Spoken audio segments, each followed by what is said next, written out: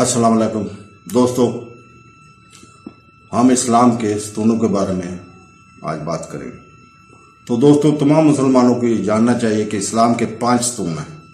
صحیح بخاری جلد 1 باب نمبر 2 حدیث نمبر 8 میں حضرت ابن عمر رضی اللہ تعالیٰ عنہ سے روایت ہے کہ رسول اللہ صلی اللہ علیہ وسلم نے فرمایا، اسلام کے بنیادی مندرجہ ذیل 5 اصول ہیں۔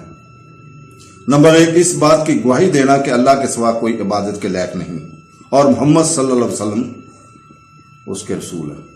نمبر 2، نماز فرض اور مکمل طور پر ادا کرنا۔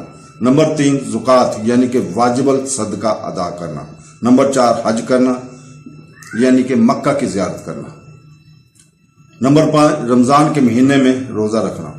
صحیح بخاری جلد 1 باب 2 حدیث نمبر 9 میں ابو ہریرہ رضی اللہ تعالیٰ عنہ سے روایت ہے کہ رسول اللہ صلی اللہ علیہ وسلم نے فرمایا، ایمان کے 60 سے زائد شاخیں یعنی کہ حصے ہیں، اور حیا یہ اصلاح حیا بہت سارے تصورات کا احاطہ کرتی ہیں، یہ ایک ساتھ لیا جانا ہے۔ ان میں عزت نفس، حیا و شرم و حیا، بدگمانی وغیرہ ایمان کا حصہ ہے۔ صحیح بخاری کی جلد نمبر 1 باب نمبر 2 کی حدیث نمبر 10 میں کہ رسول اللہ صلی اللہ علیہ وسلم سے محبت اور ایمان کا حصہ ہے۔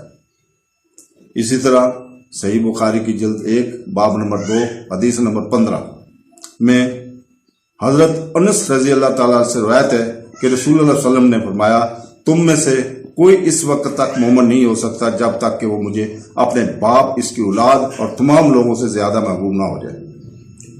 عبداللہ بن عمرو رضی اللہ تعالیٰ عنہ سے روایت ہے کہ رسول اللہ صلی اللہ علیہ وسلم نے فرمایا، مسلمان وہ ہے جو اپنی زبان اور ہاتھ سے مسلمانوں کو نقصان نہ پہنچائے، اور مہاجر وہ ہے جو اللہ کی حرام کردہ تمام چیزوں کو ترک کر دے۔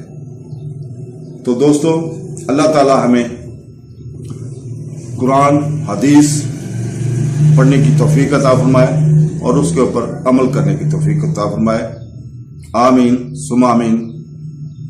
اللہ حافظ۔